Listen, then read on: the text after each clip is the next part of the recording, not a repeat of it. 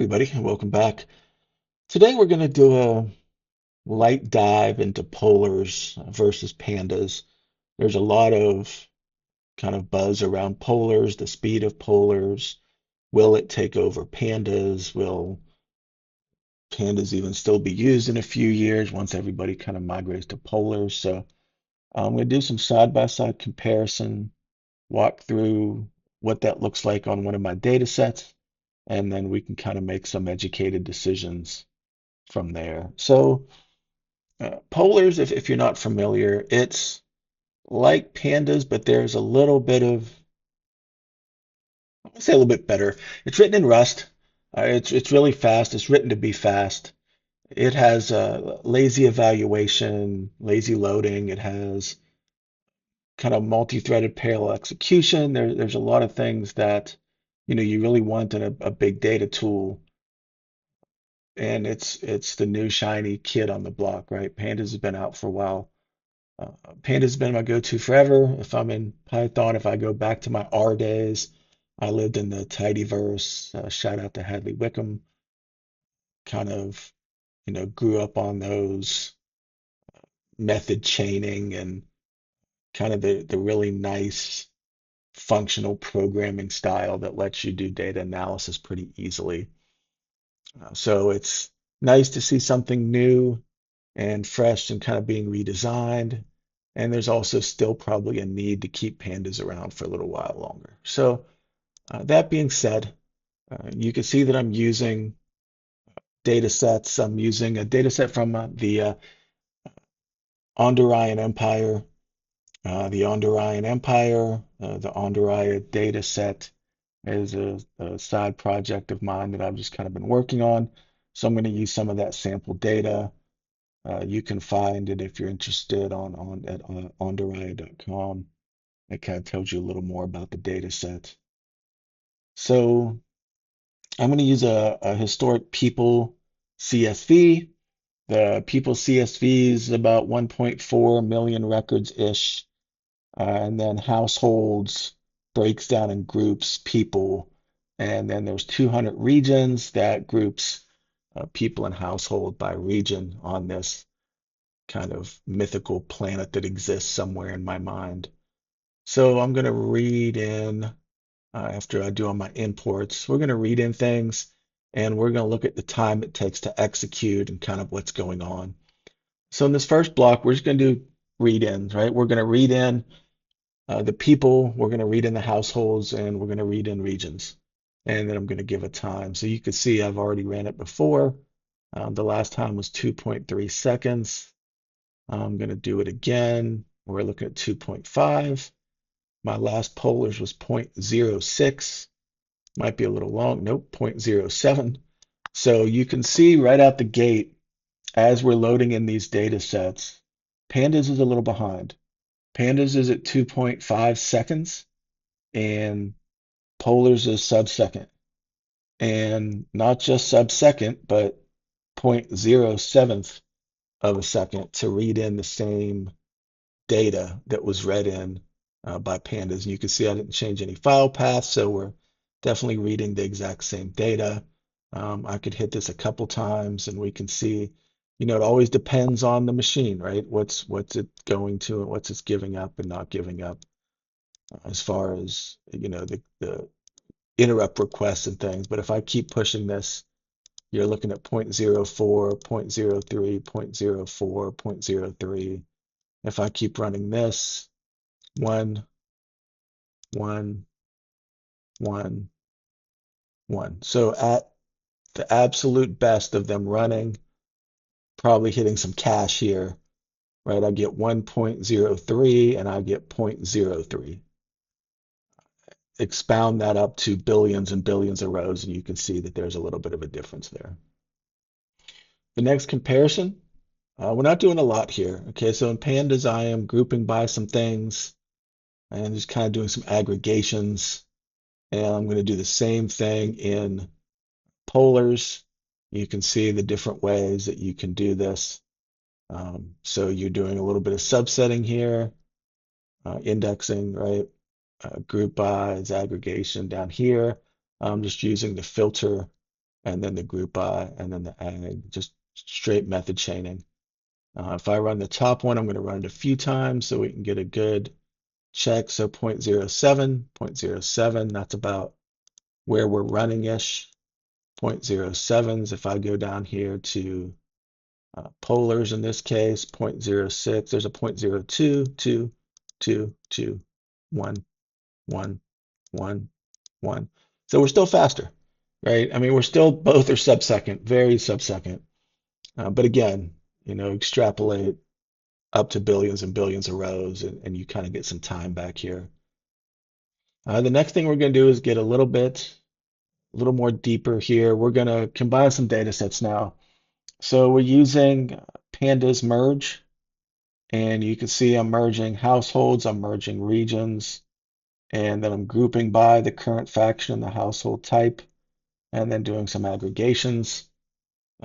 On the bottom, it's a little, I'm not going to say cleaner, but you get the join and the join, uh, just kind of the same syntax, but you're just joining instead of doing this merge. And you get the benefits of lazy loading here.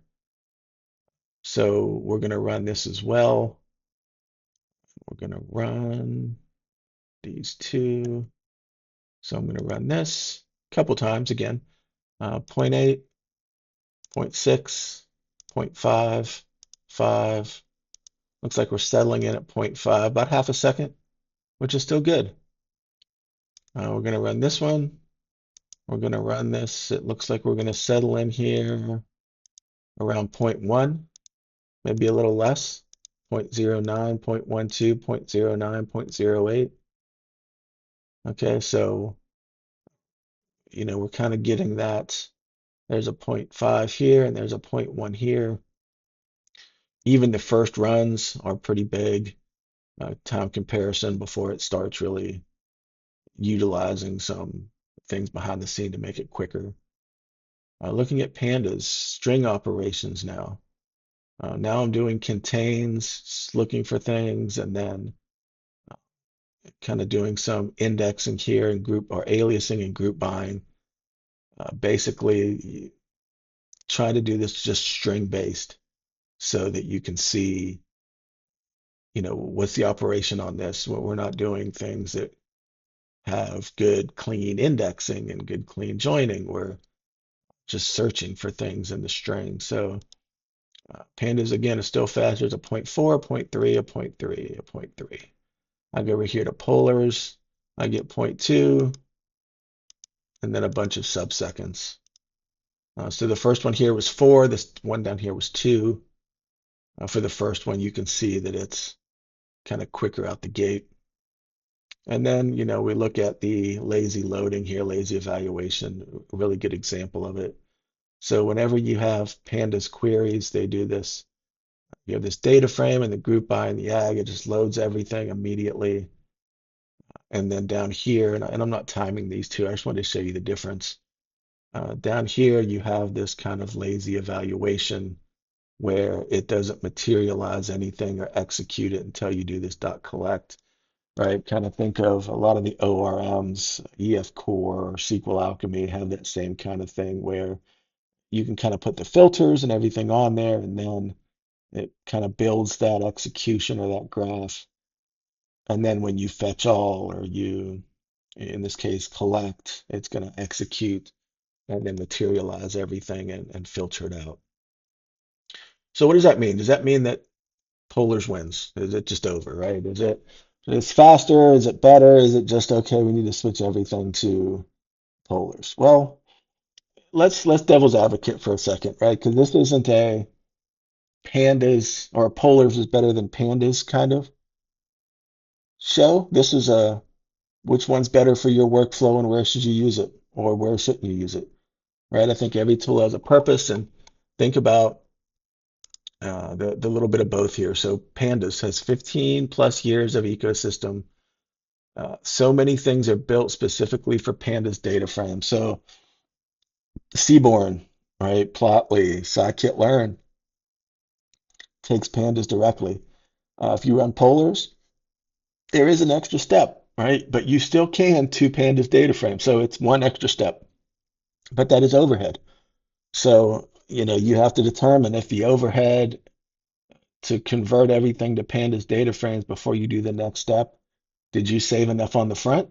Is the data big enough that you were so much faster than Pandas that the extra little step to convert to Pandas doesn't matter at this point to be used in, let's say, a scikit-learn model, uh, chain test split maybe?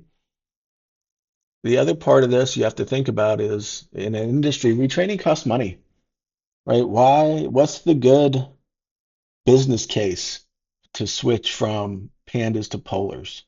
You're going to have some time that everybody's going to have to get up to speed. May slow your team down a little bit. Sprints may be a little slower, a little less bandwidth in the sprint because they're having to learn a new technology. Is that worth it, right? Stack Overflow also has 100 times more pandas answers than polars. I've also found out that if you're using your friendly neighborhood robot to help you out with a lot of your code, the newer the technology, the less it gets right.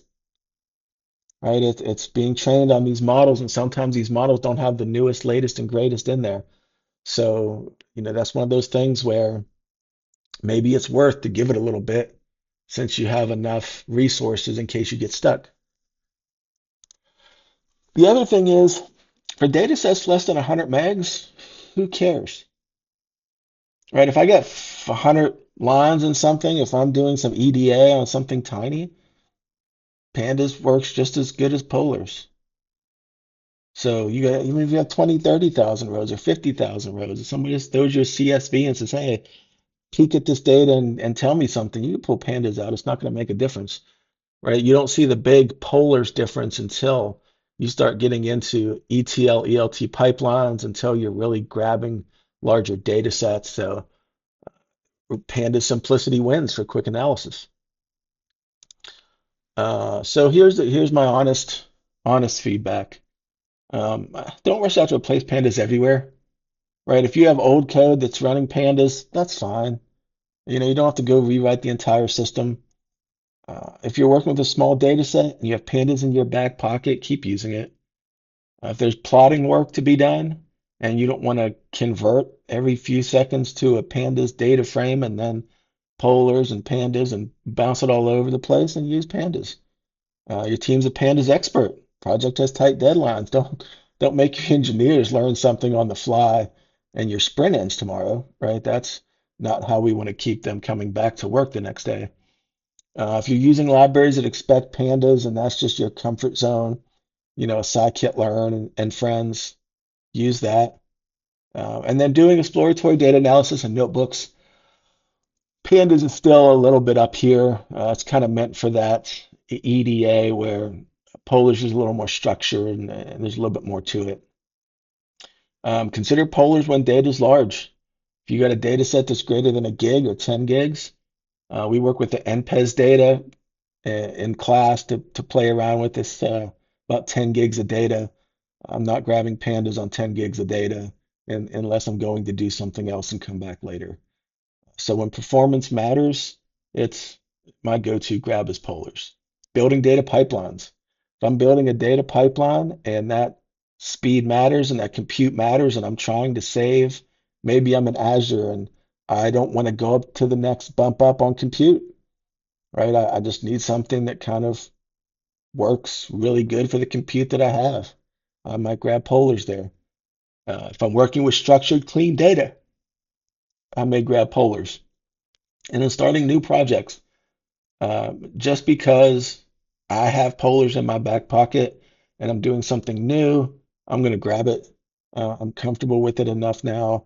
As long as if I was on a team, as long as the team's comfortable with me doing that, and I'm not introducing overhead for the team or something that's not going to be maintained if I always say hit by the bus, but really I'm going to start saying if I win the lottery tomorrow and I just leave, then that's going to be an overhead for the team to have to rewrite my code. So if I'm able to, Polars is my go-to. But again, if we're in a Pandas world, then Pandas wins out. So that's my side-by-side comparison. The docs are pretty good. This is, I don't want to say an advanced kind of topic here. It's something that anybody can pick up, but it's so that my audience, I'm not going to walk through this for you guys. I think that the people that are watching my videos can read some docs and figure out polars if you have pandas in your back pocket. If you're brand new to data engineering and you kind of need the how do I do that? In the future, I'm going to do some basic level polars and pandas and some EDA with it. So you'll kind of get that feeling on how it works, how to use it, how do I think about data. So that'll be coming soon. As always, thank you so much for joining me. Please like and subscribe, and I will see you next time.